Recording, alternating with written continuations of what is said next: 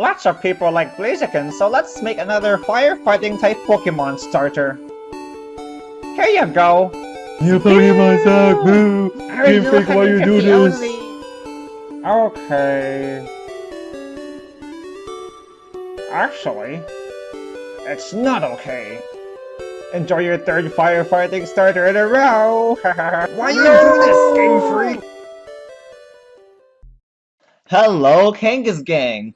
This is Chrizmaniac, and I am here, to be honest, to advertise my channel. And this is an NU/RU match versus my opponent WotJon, so be sure to check out his channel down below in the description. Now, a little bit about myself before we start off the match.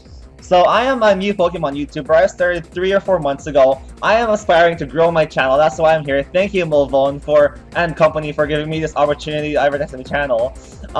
So I am mostly like a UU or U player, and NU. I prefer those tiers over OU because OU gets really bland after all, you know? You see the same Pokemon over and over again, like Greninja, Talonflame, and Aegislash. It gets boring after a while, so on my channel, I really try hard to upload like NU/RU battles. But I do OU battles a lot too on my channel. So be sure to check my channel out. And yeah, so this battle is against WotJon. It's a NU/RU match, and let's get it started. So also, folks, if you're gonna give me criticism, offer constructive criticism, please. I really need help, just starting to narrate better, because I am clearly not, like, a veteran in this.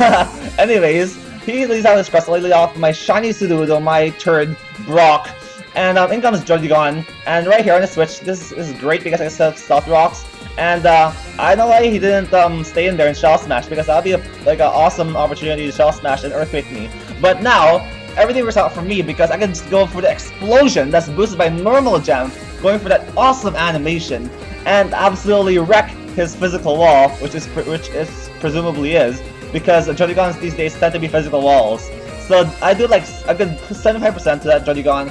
He tries to Dragon Tail me out, but there's nothing in Dragon Tail because my Sudowoodo exploded. Anyways, I bring in my Haunter, and I can just revenge KO that WotJon and take it out with a Sludge Bomb. So down goes WotJon, not even doing anything this match, other than like being hit by a freaking explosion from a Sudowoodo. Anyways, in comes Cyrogonal, and I know these things are special walls, and I get right out of there. I know he won't Rapid Spin this turn because I am probably he thinks I'm gonna stay in, so I bring in Alexander, my Choice Scarf Luxray. And right here, he goes for the Ice Beam, and that is great because now I can start him out with some sort of physical move, because Cyrogonals only have like, what, base 10 defense? Like, it's very bad. Anyways, in comes his Crustle, and I can hit that Crustle up with Choice Scarfed, well actually it doesn't really matter if it's Choice Scarf because I outspeed it nevertheless, a Choice Scarf Wild Charge, and that's a pretty good amount of damage to it, it almost knocks it out. And he actually has weak armor in his Crustle, which is very interesting, not sturdy. And with that, he can boost up his speed. Actually, I switch out right here, and that probably tells me that I am Choice Banded variety of Luxray. Actually, not Choice Scarf, because I had this battle a long time ago. I forgot what sort of band or choice item I gave it. Anyways, I bring in Chimerical, my Ditto, and Dittos are very good Pokemon, even in OU, because you can copy Megas and like copy all their stats. And I'm copying stats of this Crustle right now. I am at +2 speed with his weak armor, and actually +3 because I have a Choice Scarf in this guy, and I can just knock him out with a Stone Edge next turn, and none of his team members would appreciate a Stone Edge. So yeah, down goes his Crustle, and in comes Knife Party, his Banette, and I'm like, okay, this is probably Mega Banette with Prankster. He's probably gonna Will-O-Wisp me or Destiny Bond me, so I don't want my Ditto going down just yet, and my Ditto would really be useful in the future. Dittos are generally useful. I love Dittos. They're so good. Anyways, he goes for Protect, just wanting to I don't know, stall me out, because when a Ditto evolves, transforms into another Pokemon, it only gains 5 PP of the opposing Pokemon's moves. So at this moment, I only have like 3 more PP left of Stone Edges, and now he goes for a second Protect, and that was a really risky play because he could have not got the Protect, and then he would have had a dead Banette right there. But right here, he goes for Disable. I forgot these guys like attack disables because I hardly face Banettes, let's be honest right here. And I only have 1 PP left of Stone Edge anyway, so I switch out right there, and force switch out, or struggle. And then comes Parsley, my Leafeon, which is a defensive wall in my team. And like even in OU, I find that Leafeon is really good because it's a plant type. It has Wish, it has Protect, it has Heal Bell, and it does generally good if you let it have like sufficient support from team members. Anyways, in comes Cyrogonal, and with the Cyrogonal, it wants to threaten me out with Ice Beam, but no, I go for a Leaf Blade right here, my only attacking move, and Cyrogonals get smashed by any sort of physical attack, so down goes the Cyrogonal, not spinning away the rocks, and my rocks are here to stay, and down goes his special wall, which is awesome. So Parsley, he did a lot of work already here because he never knocks up anybody. He's just here to heal stuff, like with Wish, Protect, and Heal Bell. Anyways, in comes Knife Party, and I'm like, okay, I can get off damage on this guy with Leaf Blade probably. But he knows, my opponent knows that Leaf Blade's my only attacking move, and he disables that right away. So that was a great play by WotJon, and now I can't really do much versus Knife Party, his Banette. And that's pretty cool, Knife Party. Like, I got a reference. I think it's a reference to Chucky, that scary doll thingy. I hate scary movies. Anyways, I go for the Wish right here. I'm just seeking to recover off my HP when I switch out into my next Pokemon. So he goes for Shadow Sneak right there. It probably does any damage to Parsley because he's a defensive wall. And I switch out, and in comes my next Pokemon, which is Robart, which is based after Rob Ford because I'm a Canadian in Toronto. It is my Seismitoad, and in comes Ganon, his flaming bacon that like cooks itself. What an awesome Pokemon. And right here I have a great type advantage, any sort of super effective move, because both my stabs, which is ground and water type moves, hit him really hard. And I choose to go for Earthquake right here because I know his Chill Pill, his Slowking might want to switch in. And even though I'm not invested in any attack at all because I'm a mixed sweeper, that does a lot to Chill Pill, and that is awesome because now I can just KO it. Well, it looks like it anyways.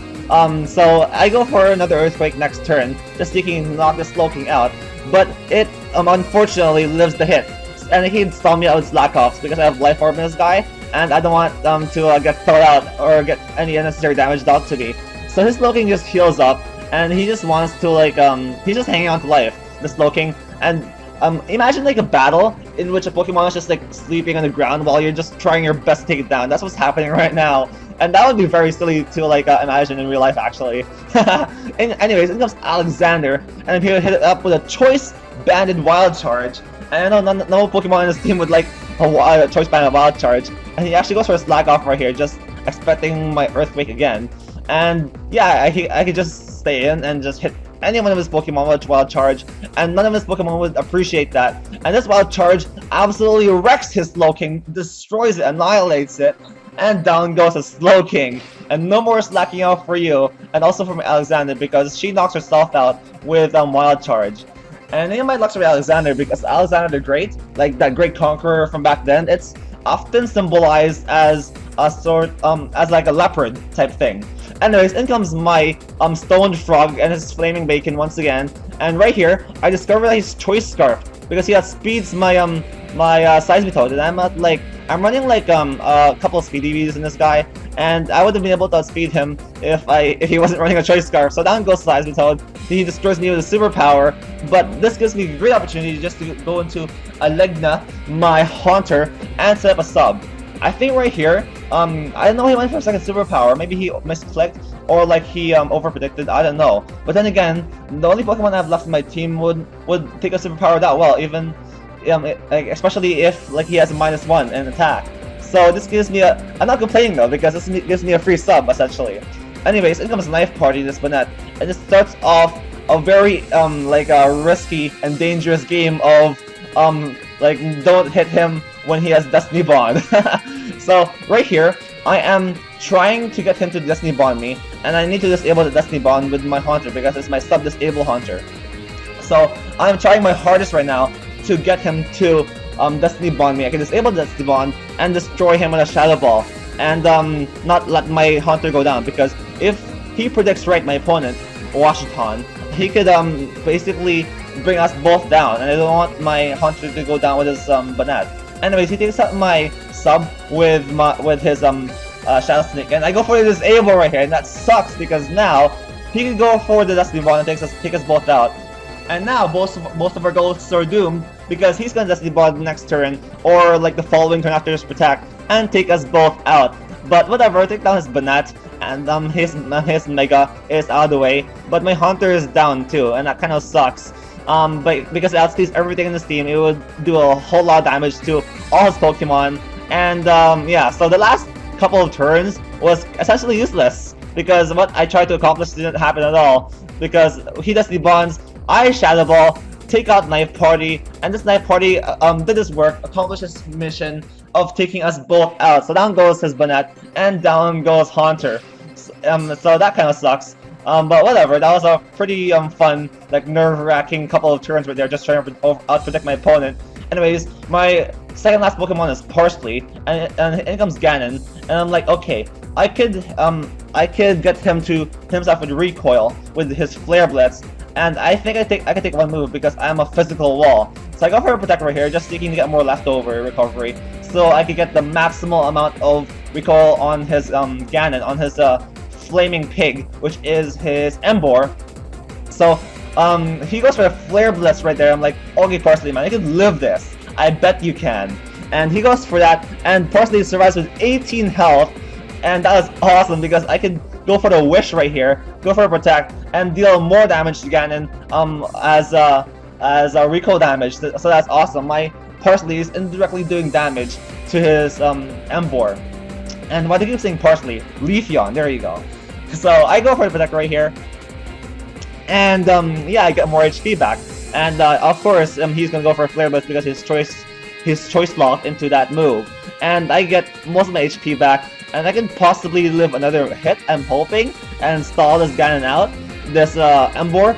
But here comes the moment of truth. His Emboar Flare Blitzes Parsley, and Parsley gets taken out. And Parsley hanged on right there, violently did his job of hanging on to this Flaming Pig's attacks. And now in comes my opponent's Nail in the Coffin, Chimerical, which is my Ditto, and I can just transform into him and get that Choice Scarf. And this is actually pretty dangerous because he could out this is Speed Tie right here, but then again his Flare Blitz won't knock me out, so I can knock him out with a Super Power, and down goes Ganon, and that'll get me the match. 2-0 victory in my favor over WotJon. So be sure to check out his channel, folks. It's down in the video description down and below. So folks, constructive criticism would be highly appreciated because I know I'm not like a pro. I'm a noob in Pokemon narrating. I still have yet to learn to like narrate Pokemon battles. I stutter a lot. I know, like, don't talk in depth about the plays and like Pokemon and sets and stuff in battles. I just talk basically, and I just do a one take. Like I don't like take 2 takes or something. And also check out my channel because I'm a new YouTuber. I can surely use more subs because I only have like 120 at this point, and it would be great to grow my channel. And thanks again, Molvone and company, for giving me this opportunity to like advertise my channel right here in Kangasghang. So if you want to see more lower tier battles like this, or more OU, or more Pokemon Showdown, check out my channel. And I hope you folks enjoyed this battle. Leave a like, comment, subscribe to the Kangasghang if you enjoyed it. And I'll see you folks in my channel.